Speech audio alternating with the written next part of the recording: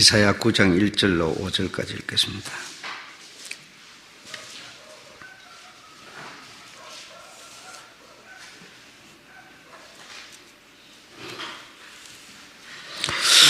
이사야 9장 1절로 5절까지 읽어보도록 그렇게 할게요. 시작.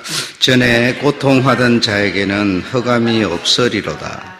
옛적에는 여호와께서 서불론 땅과 납달리 땅으로 멜시를 담게 하셨더니 후에는 해변 길과 요단 저편 이방의 갈릴리를 영화롭게 하셨느니라. 흑암에 행하던 백성이 큰 빛을 보고 사망의 그늘진 땅에 거하던 자에게 빛이 비치도다. 주께서 이 나라를 장성케 하시며 그 즐거움을 더하게 하셨으므로 추수하는 즐거움과 탈취물을 나누는 때의 즐거움 같이 그들이 주의 앞에서 즐거워하오리니 이는 그들이 무겁게 먼 맹해와 그 어깨의 채찍과 그 압제자의 막대기를 꺾으시되 미디안의 날과 같이 하셨음이로다. 어지러이 싸우는 군인의 갑옷과 피 묻은 복장이 불의 습같이 사라지리니. 예, 거기까지입니다.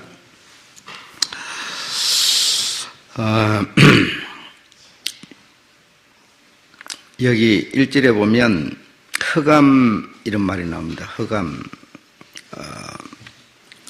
그 다음에 멜시 이런 말도 나오고요. 흑암에 행하던 백성이, 그리고 흑암에 행하던 백성이 누구인가 했더니요, 서불론 땅과 납달리 땅 이렇게 말이죠. 그러니까 흑암에 행하던 자가 누구냐 했더니 서불론 땅의 백성과 납달리 땅의 백성, 이렇게 구분을 지어서 얘기를 합니다. 그래서 여러분 생각에는 흑암과, 오늘 제목이 흑암과 고통인데요. 흑암과 고통 그러면 여러분은 뭘 생각합니까? 흑암과 고통, 성경에 보면은 그런 얘기가 많아요. 흑암과 고통, 이런 어두움 얘기도 있고, 이런 얘기들이 많은데, 그럼 어두운 그렇게 하면 우리가요, 그러면 어두운 데 가서 산다, 이런 얘기겠어요? 그건 아니잖아요. 그죠? 세상에 햇빛이 안 비치는 데가 어디 있고 빛이 없는 데가 어디 있겠어요? 다 있어요. 빛도 있고 햇빛도 다 빛이지만 어두움 가운데 이렇게 말하면 그 어두움이라는 게 과연 뭘까 생각해야 되겠죠. 흑암과 고통 중에 있으리니, 그럼 어떤 사람이, 어떤 곳이 흑암과 고통 중에 있는 거냐.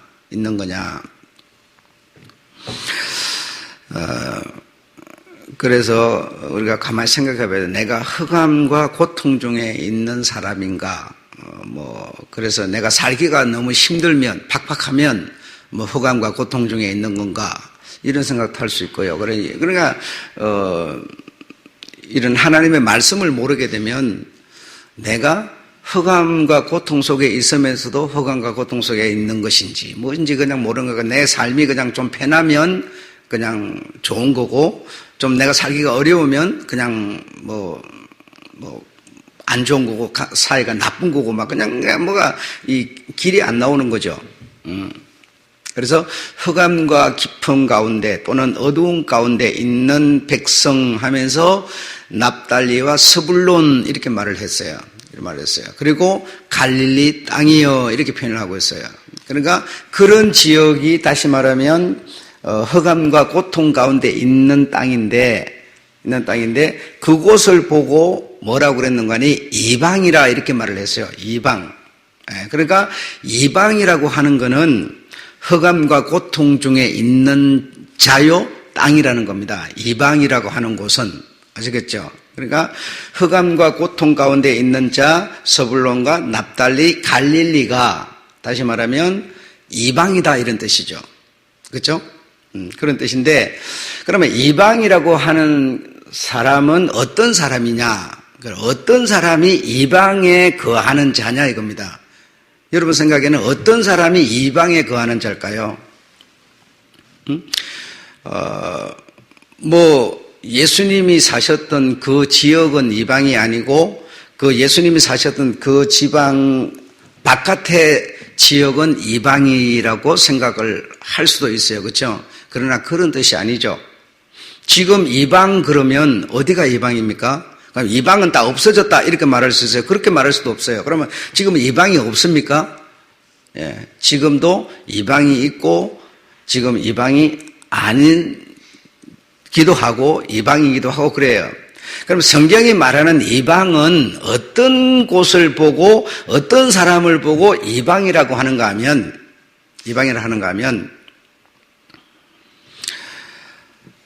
속살 그리고 지절 그리고 그죠? 그러니까 이 신접자, 마술사가 조잘 그리고 지절 그리는 그런 데 영향을 받으면서 사는 사람 이런 뜻이죠. 그래서 이방은 어떤 사람을 보고 이방에 거하는 흑암에 앉은 자 이렇게 했는가 하면 지절 그리고 속살 그리고 마술사와 신접자에 의해서 위로를 받으면서 소망을 얻으면서 살아가는 사람 이런 뜻입니다. 그런 사람을 보고 뭐요? 이방 이렇게 말한다 이거죠. 그러니까 여러분이 이방일 수도 있고 이방은 주님과는 전혀 상관이 없는 자예요.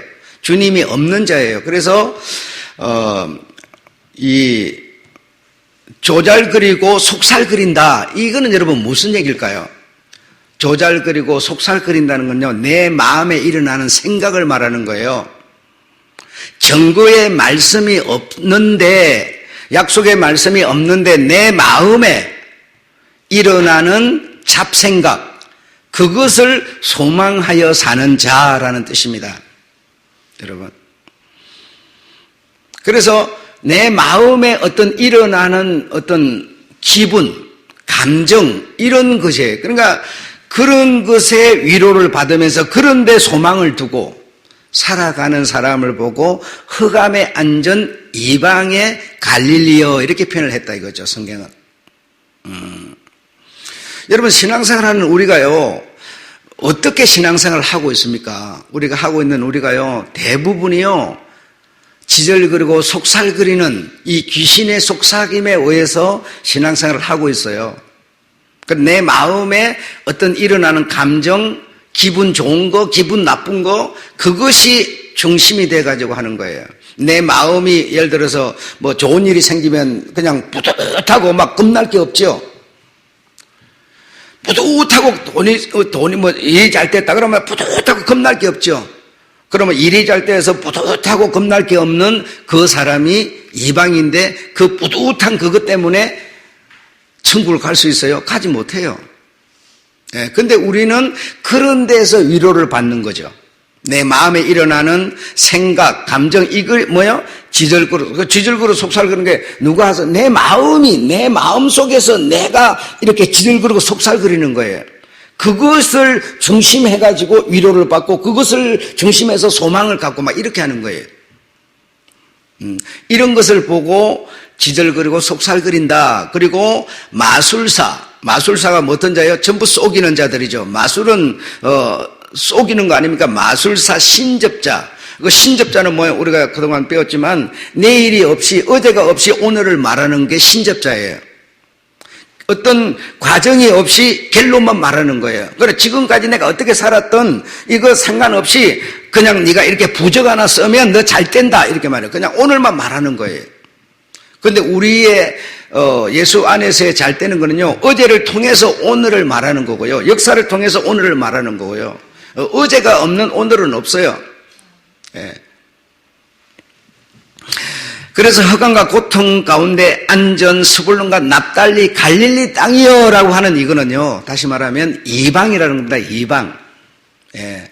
이 이방에는 고통을 하고 흑암 가운데 있고 멸시를 당했다 이겁니다. 멸시를 당했다. 멸시를 아수르를 통해서 멸시를 이 압제를 당하면서 이렇게 살았는데 후회는 후에는 해변길과 요단 저편 이방의 갈릴리를 영화롭게 한다 이렇게 말을 해요.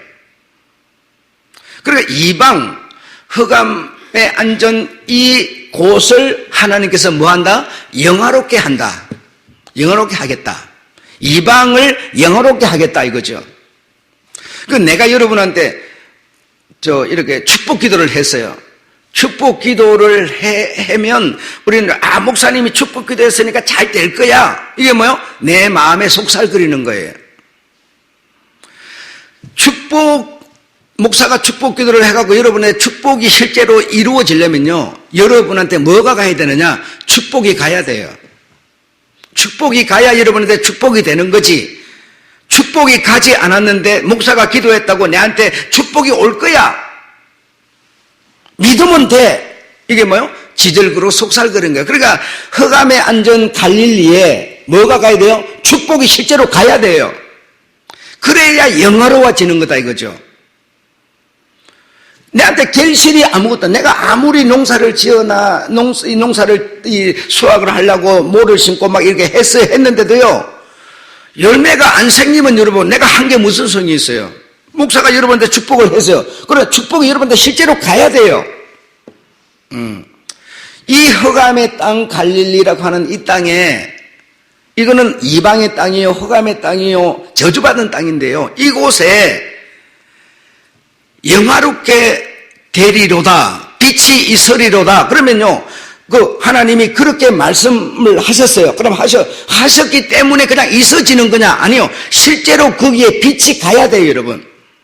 빛이 가서 그들을, 어둠에 있는 이들을 빛이 가서 그들을 만나 주셔야만 영화로워지는 거고 빛이 있어지는 거예요. 예. 그 축복이 있어라 그러면요, 축복이 내한테 실제로 와야 돼요. 축복이 뭡니까? 예. 하나님이 내게 실제로 와야 내가 축복의 사람이 되는 거지. 하나님이 내게 오지 않는데 기도했다고 해서 축복이 올 거야. 올 거야지 온 건 아니죠. 온 게 아니면 역시 갈릴리는 뭐요? 흑암의 땅이라는 겁니다. 그렇죠? 그럼 갈릴리에 영화롭게 되려면, 빛이 있으려면 어떻게 돼야 돼요? 주님이 가셔야 돼요. 축복이라는, 다시 말해 영화라고 하는 빛이라고 하는 주님이 가셔야 뭐요? 이 말씀이 이루어지는 거예요. 그렇죠? 그래서 이렇게 말씀을 하셨는데, 말씀을 하셨다고 해도 주님이 그곳에 가시지 않으면 영원해지는 것도 아니고, 그 다음에 나오죠? 영화롭게 하시는 갈릴리를, 뭐죠? 앞에는 갈릴리가 뭐요? 흑암의 땅이었어요. 그렇죠? 스불론과 납달리와 더불어서. 근데요, 영화롭게 하리로다. 영화롭게 하셨느니라 이러죠.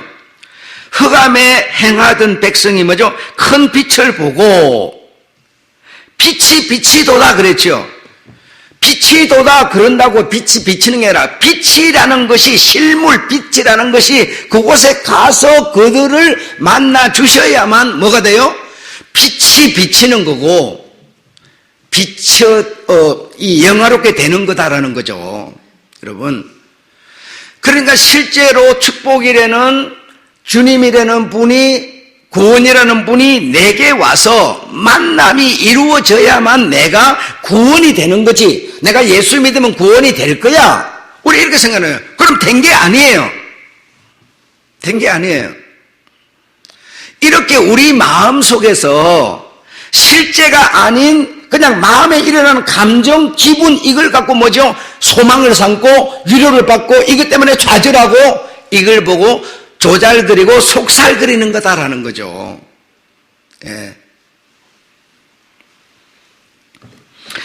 자, 그래서 이 이방의 갈릴리에, 스불론과 납달리 땅의 갈릴리에, 이 스불론과 납달리는 예루살렘에서 북쪽으로 1시간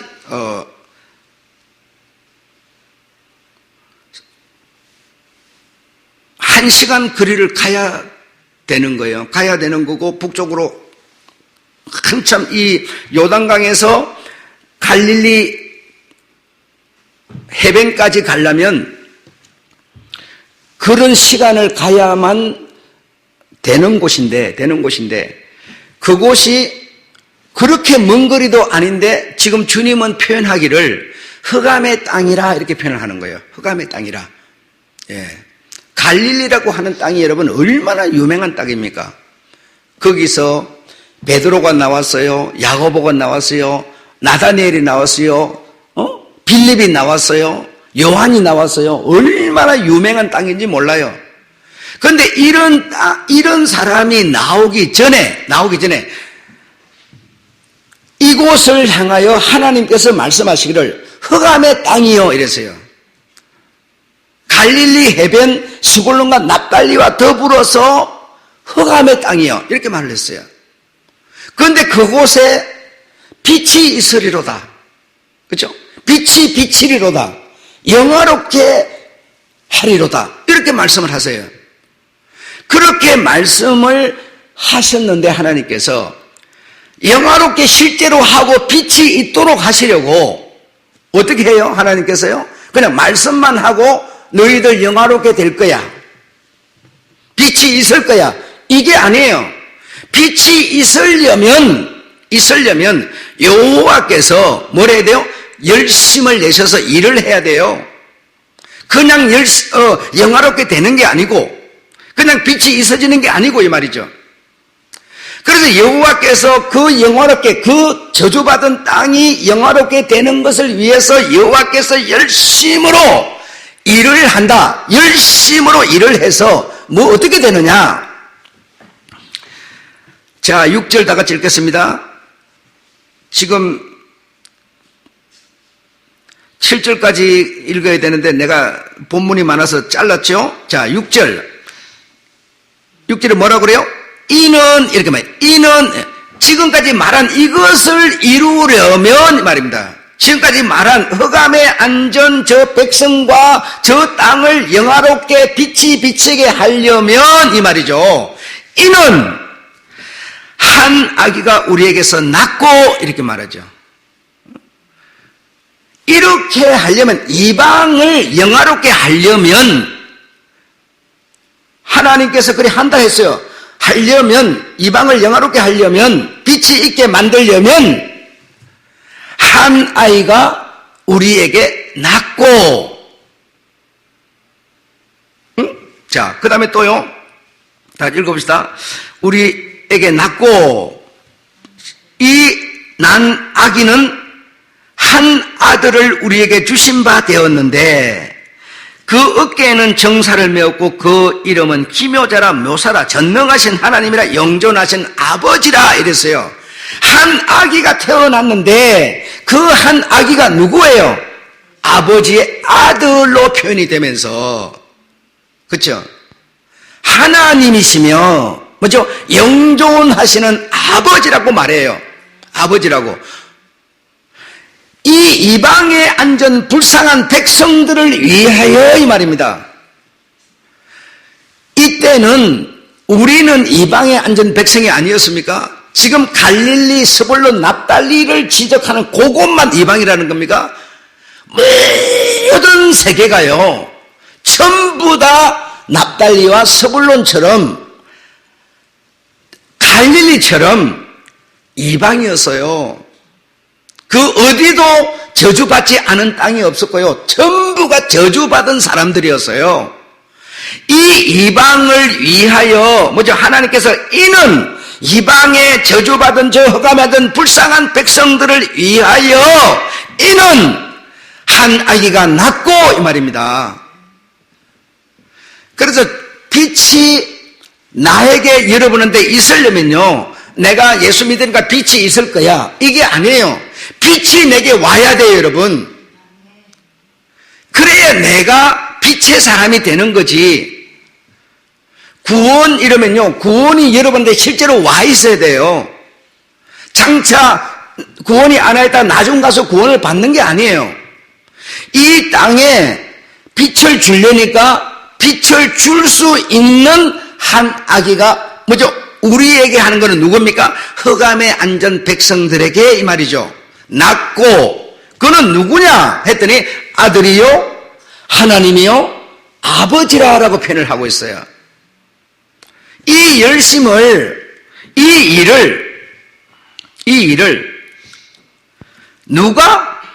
자, 7절 하반절 읽어봅시다. 시작. 7절 하반절 만군의 시작 극이요. 만군의 여호와의 열심히 이를 이루리로다. 그러면 이 말씀을 하는 이사가 하는 이때에 이것이 이루어졌습니까? 안 이루어졌어요. 말씀만 준 거예요. 말씀만. 이사야가 말씀만 준 거예요. 이때는 뭐죠?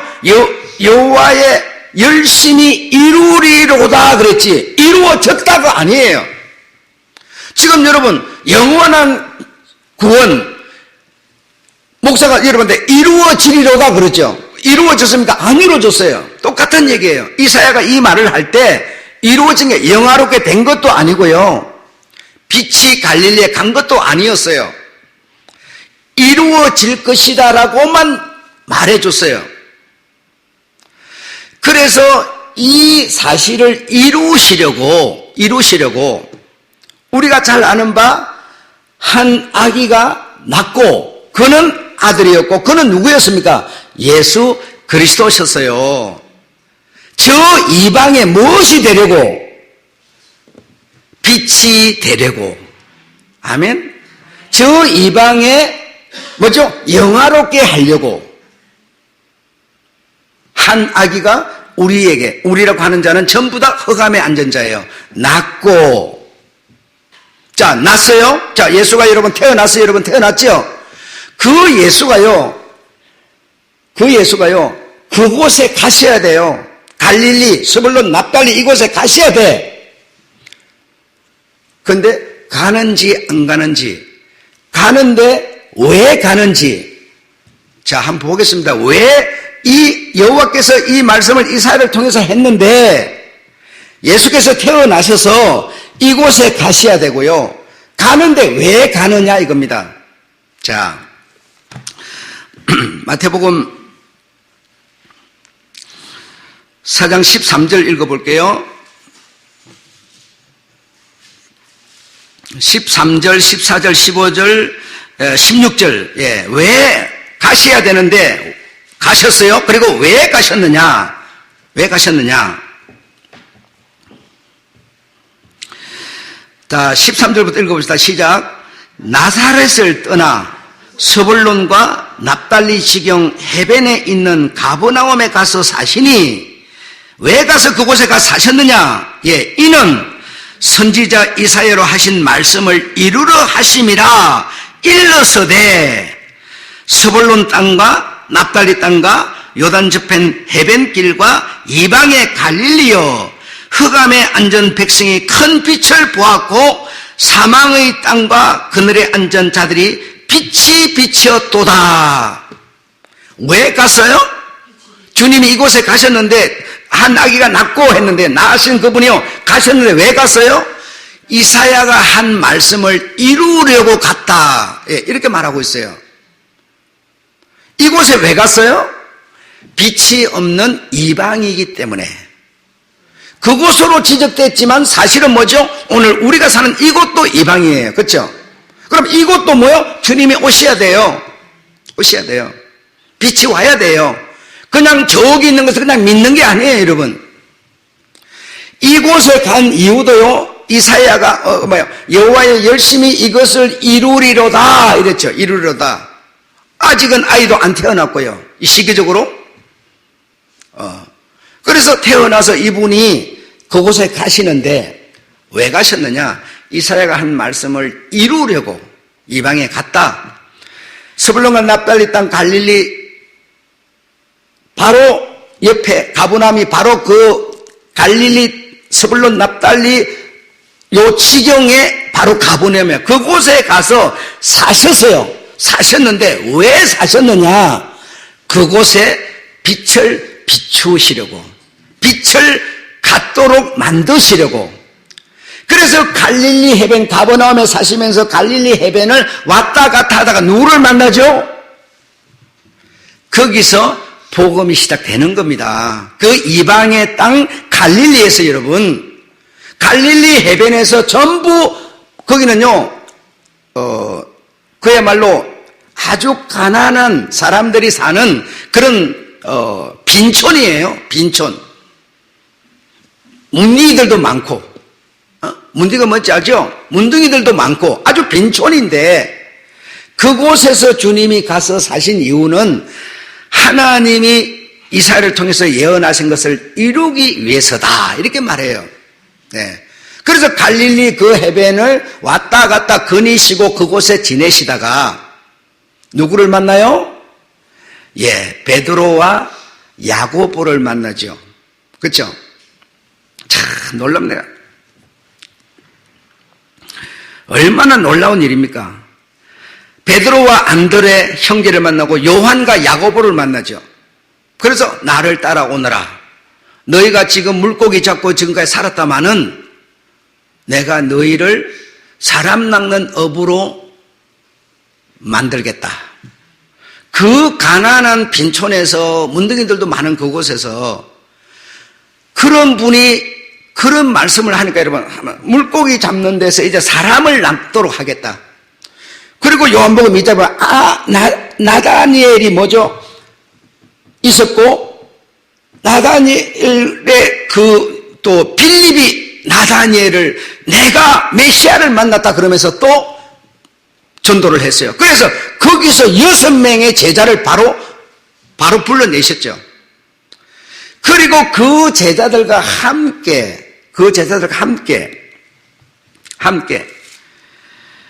예수께서 자 이제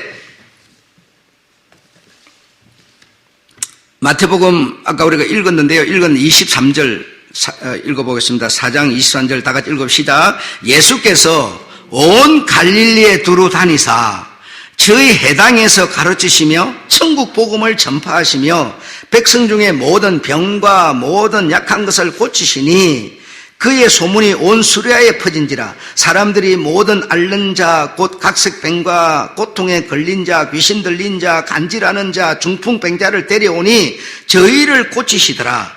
갈릴리와 데가볼리와 예루살렘과 유대와 요단강 건너편에 허다한 무리가 쫓으니라. 자, 그곳에 빛이 갔습니까? 안 갔습니까? 영화롭게 했습니까? 안 했습니까? 예. 그래서 그 낚은 제자들과 함께 지금 읽은 이 엄청난 복음의 시작을 그 저주받은 이방의 땅 갈릴리에서 시작을 하니 이게 뭐요? 여러분, 팔레스타인 이 가나안이요, 우리나라 절반밖에 안 돼요. 이 한반도의 절반밖에 안 되는데, 저 북쪽 거기서 시작된 복음이요. 오늘 보니까 뭐라고 그랬어요? 예루살렘과 그랬어요. 예루살렘이 남쪽 거의 하반절에, 남쪽 거의 끝에 있는데, 저 북쪽에서 시작된 복음이요.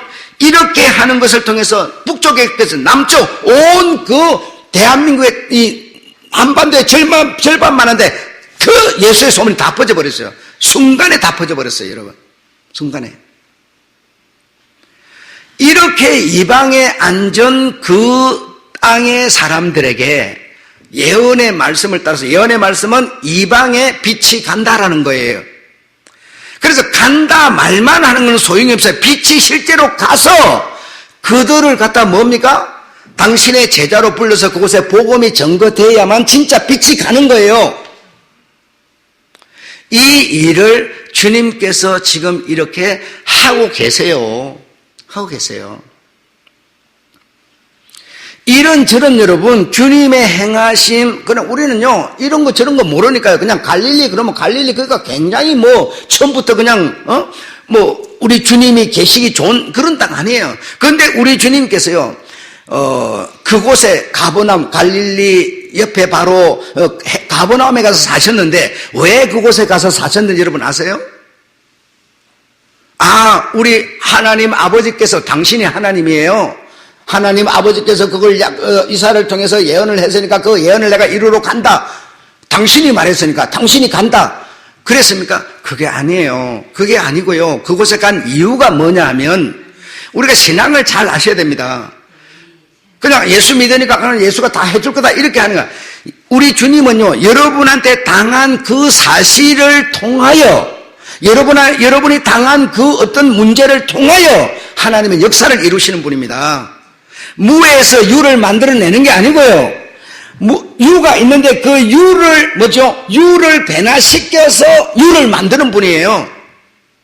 내가 문제가 있어요. 내가 죽을 문제가 생겨서 죽을 문제를 통하여 나를 갖다가 유쾌하게 만들어 버린 분입니다.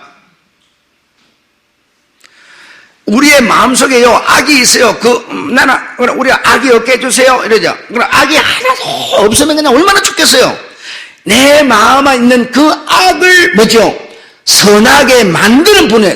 무엇을? 악을 선하게 만드는 분이에요. 여러분한테 닥친 문제를 통하여 하나님은요, 역사를 만들어내는 분이라 이 말이죠. 응? 그러면 주님께서 태어나셔서, 여러분 주님께서 애굽에는 왜 갔습니까? 주님이 태어나서 이제 막 엄마 손에 이렇게 해가지고 애굽에 갔는데 왜 갔는지 아세요? 성경에 예언되어 있으니까 같이. 예언이 되어 있어요. 예언되어 있는데 그러면 애굽을 왜 갔어요, 여러분?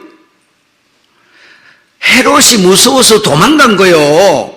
헤롯이 태어난 3살 아이를 전부 다 쳐 죽인다니까요. 도망을 갔는데 어디로 가서? 애굽을 갔어요. 애굽이 그 당시에는 제일 안전한 나라이기 때문에.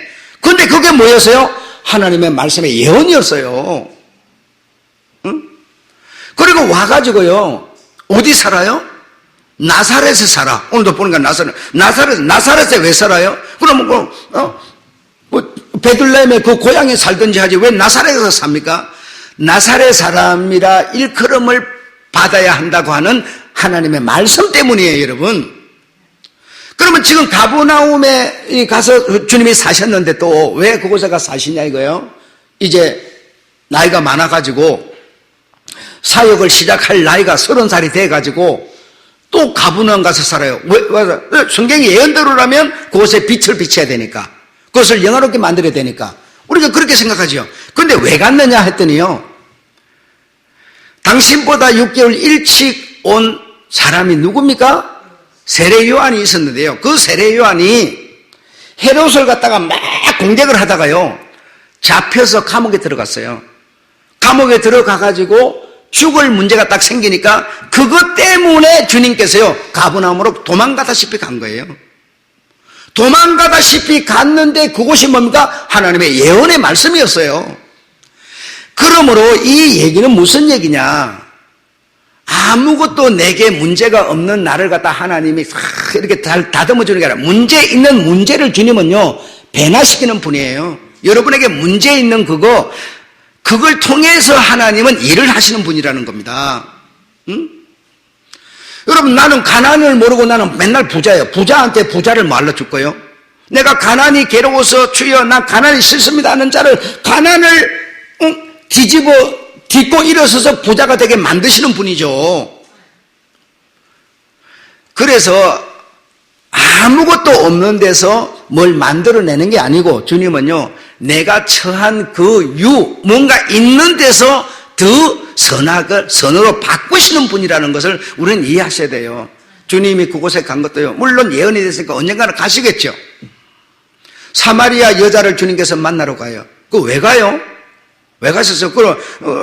꽃장 가버리면 되는데 빙 둘러서 왜 사마리아를 둘러서 옵니까? 사마리아는 예루살렘에서 거의 금방 가는 거리죠. 그거 왜 갑니까, 그 길을? 거기서 믿는 자가 당신을 기다리고 있기 때문에 가는 거예요. 그 이유가 있는 것이지 그냥 가는 게 아니었죠. 이렇게 가버나움에 가서 사시는 것도 다 이런 헤롯이 당신을 증거하다가 감옥에 잡혀 들어갔어요. 그래서 그걸 피해서 가버나움에 가서 사셨다라는 겁니다.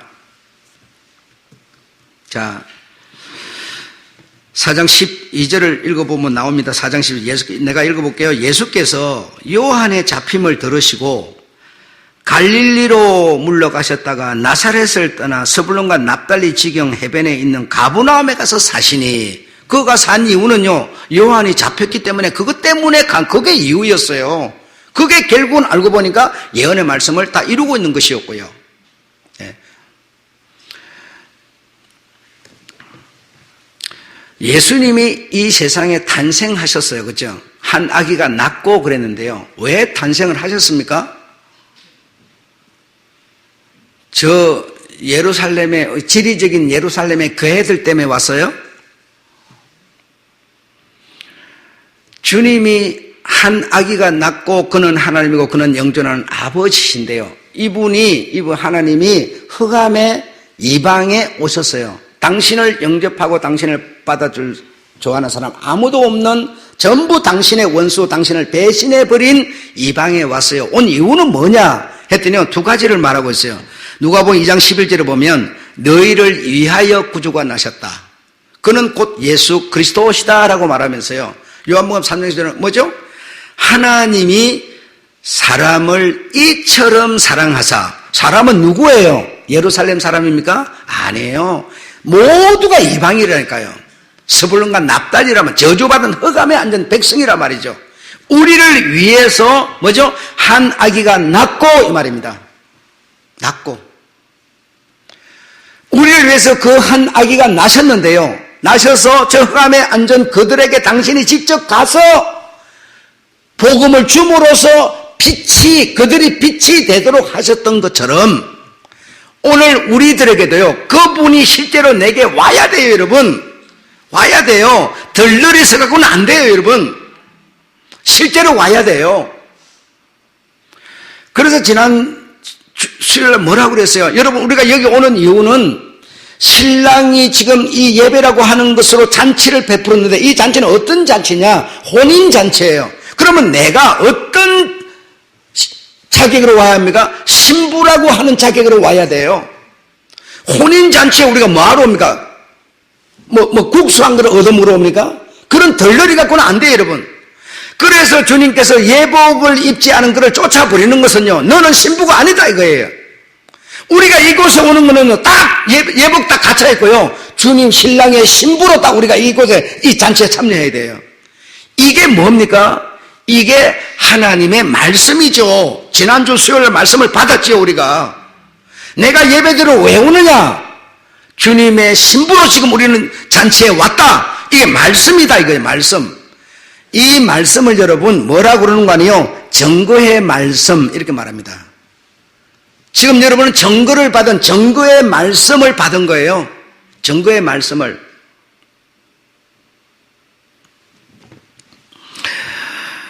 그래서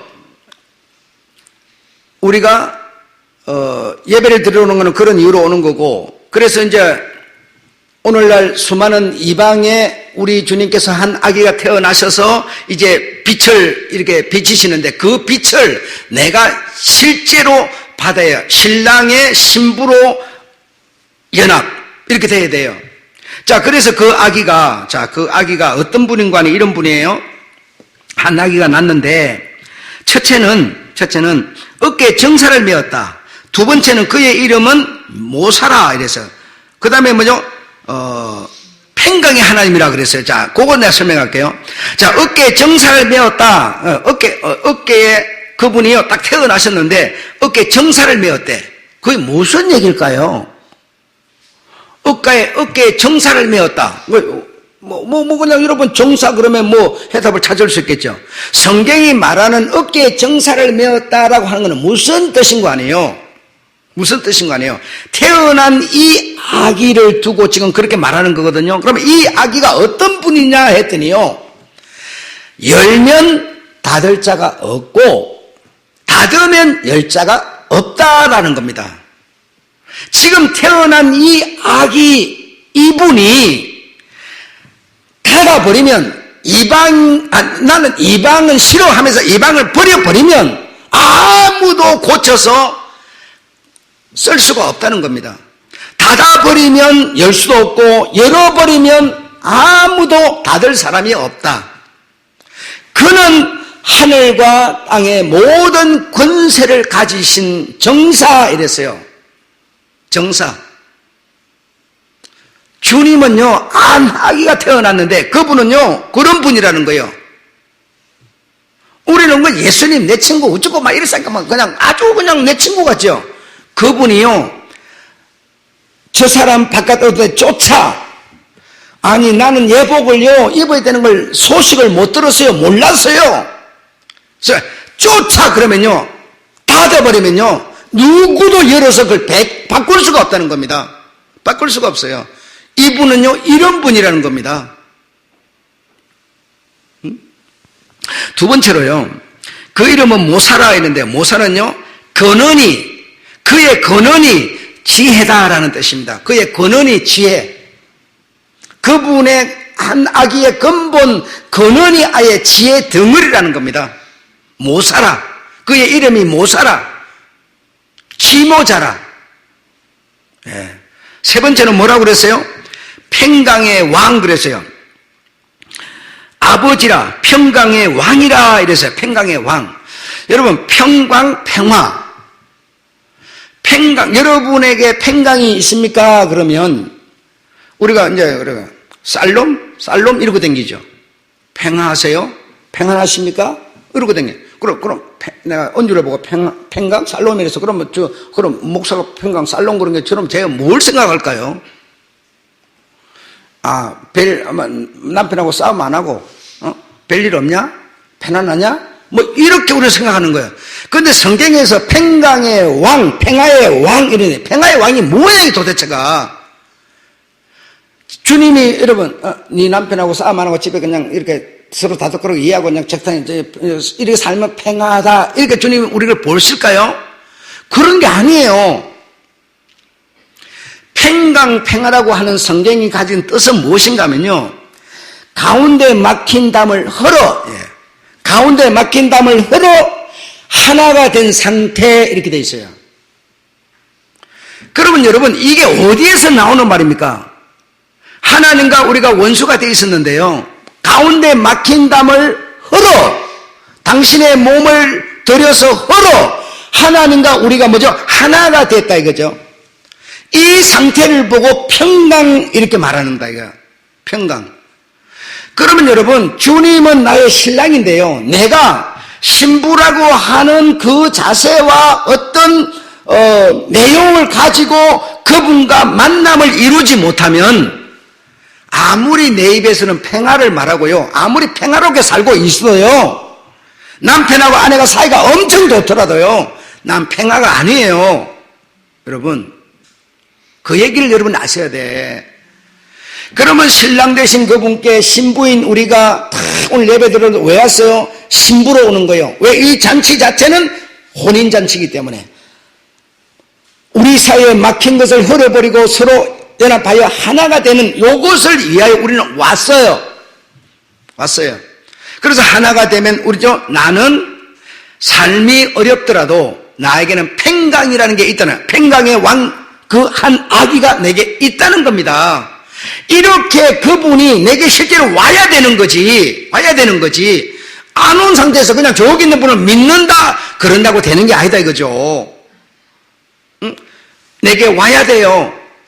그래서 내가 평강의 왕, 내가 평화로운 사람이 되려면 평강인 그분이 막힌 담을 우리 사이에 그분과 내 막힌 담을 헐어버리고 그분이 내게 와야, 신랑과 신부가 하나가 돼야만 이제 내가 평강이다, 평화다라고 말할 수가 있게 되는 거예요. 그러면 우리가 이제 우리 신랑 되신 그분께 우리가 이 잔치에 와서 신부로서 이제 딱 혼연일체가 되고 이제 하나가 됐는데, 그럼 신랑이 나의 주체니까 신부인 나는 어떻게 사는 것이 혼인잔치를 치러서 내가 지금 신랑을 따라, 신랑의 길, 신랑의 뜻을 따라서 사는 내 삶이 어떤 것이어야 되느냐? 성경은 두 가지를 얘기를 했어요. 하나는요, 증거의 말씀 그랬고요, 하나는 율법 이렇게 말했어요. 여러분, 증거의 말씀은 뭡니까? 우리가 예배 드리러 왜 와요? 이 혼인잔치에 왜 와요? 신부의 자격으로 신랑을 맞으러 왔어요. 이게 뭡니까? 증거의 말씀이에요. 그럼 율법은 뭡니까, 여러분? 여러분 머리에서도 율법 그러면 10개 그것도 생각하시겠지. 온전한 율법, 완전한 율법, 여러분 얘기 들으신데 뭐가 완전한 율법이었습니까?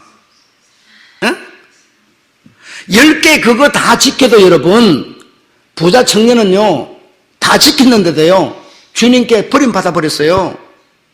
그럼 온전한 율법은 뭐라고 여러분 설교를 들었습니까? 예. 마태복음 7장 12절이죠.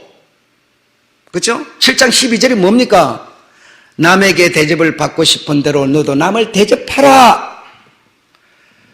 네가 남을 해코지를 하면 저도 너를 해코지한다. 네가 저를 갖다가 칭찬하면 저도 너를 칭찬한다. 네가 대접받고 싶은 대로 너 대접하라.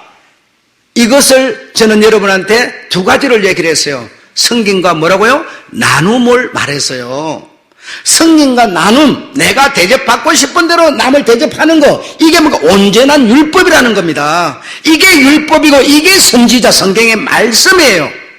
증거의 말씀. 여러분, 여러분이 정말 주님의 신랑의 신부로 연합하여 하나가 된 팽각이라면 여러분, 우리의 여러분 삶의 길은요, 율법과 증거의 말씀을 따라서 사는 것이 신랑의 길을 따라가는 신부라는 겁니다. 이해되십니까? 예, 다른 게 아니에요. 여러분 10개 이거 생각하면 안 돼요.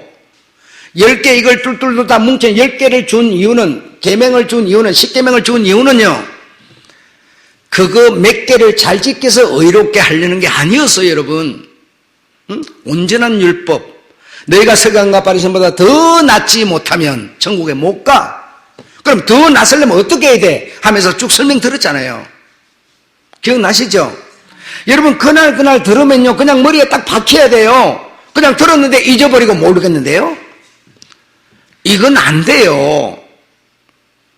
여러분의 영혼이 정말 사모하는 영을 갖고 있으면요, 들으면요, 딱 바뀌어버려요. 여러분, 잘 박힌 모처럼. 오늘 본문 앞에 보면 나옵니다. 잘 박힌 모처럼 딱 들으면 딱 바뀌어버리는 겁니다. 사모하는 영혼은요, 들으면 딱 박히는 거지, 그냥 목사님 그때 얘기했어요, 잊어버려서 모르겠는데요, 이렇게 안 돼요. 여러분, 그래서 온전한 율법은요, 몇 개를 얼마나 잘 지켰느냐를 따지는 게 아니고, 온전한 율법, 네가 대접을 받고 싶은 남을 대접하라는 거. 그래서 그 5장부터 쭉 설명이 전부 그걸 말하고 있는 거고요. 그래서 오른밤을 때리면 뭐요? 왼편도 돌려대라, 이렇게 말하는 거예요. 그게 다 남을, 저놈이 얼마나 화가 나서 뺨을 때리겠어요. 그러니까 뺨을 딱 때리는데 왼편도 딱 돌려대요. 그냥 속 시원하게 맞아주는 거죠. 속 시원하게. 저놈 속을 다 풀어주는 거죠, 그냥. 그런데 우리는 어떡합니까? 복수, 원한, 보복, 전부 이러죠. 원수. 주님은 뭐요? 원수를 뭐요? 사랑하라. 딱. 전부 뭡니까? 내를 위한 법이 아니에요. 이웃을 내 몸처럼 사랑하는 법이에요, 여러분. 이게 온전한 율법. 그래서 신부는 온전한 율법과 두 번째 뭐요? 증거의 말씀. 이걸 따라 사는 사람이 신부라는 겁니다. 신랑의 신부. 그래서 이걸 따라 사는 사람에게 뭐죠? 그분의 빛이 온 거예요. 온 거예요. 이렇게 실제로 와야 되는 거지, 들러리만 서라는 게 아닙니다. 주님의 말씀은. 그 이방에 주님이 가셨던 것처럼 이방인 나에게 그분이 와서 뭐죠? 증거의 말씀과 온전한 율법으로 사는 겁니다. 신부가 그 신랑의 그 길을 따라 사는 겁니다. 이렇게 실제가 돼야 되는 거지, 흉내만 낸다거나 무슨 감투만 어떻게 보인다거나 이거는 안 해요. 신앙 안 돼요. 내가 아무리 인정하면 뭐 하겠습니까? 주님이 인정 안 해요, 여러분. 그거는. 여러분, 이해가 되셨기를 바라고, 그냥 몸이 좀 편하면 오고 몸이 좀 안 편하면 안 오고, 여러분 이거 안 됩니다. 정말 여러분, 딱 여러분 이 각이 서야 돼요. 예리한 칼날처럼 말씀의 검으로, 이 말씀의 검 위에 여러분이 올라서면 팍 잘라져 버리는, 그게 우리가 올라서야 되는 거지. 행편 따라서, 처지 따라서 그냥 기분 좋으면 흥얼거리고 안 좋으면 그냥 왈갈닥거리고 이거 안 됩니다. 안 됩니다, 여러분. 정말 여러분 이해가 되시기를 바라면서, 오늘 왜 우리 주님께서 갈릴리 이렇게 가셨고, 그곳에서 복음이 시작이 되고 하는 이런 이유가 무엇이었는가를 여러분 설명을 들으셨는데, 정말 우리 이방인 나에게서 주님은 내가 그의 신부가 되면 나를 통해서 시작하는 거죠. 나를 통해서 저 태국도 가고 저기도 가고 하면서 뭐죠? 복음의 역사를 이루시는 거예요. 주님은 이방에서부터 시작하셨어요. 얼마나 멋있습니까? 그래서 예루살렘으로 제자들과 다시 돌아와서 누구를? 재간에 앉아있는 마태를 부르고 마가를 부르고 막 부르는 거예요. 그래서 12명 만들어가지고 당신의 일을 해나가는 거 아니었습니까? 네.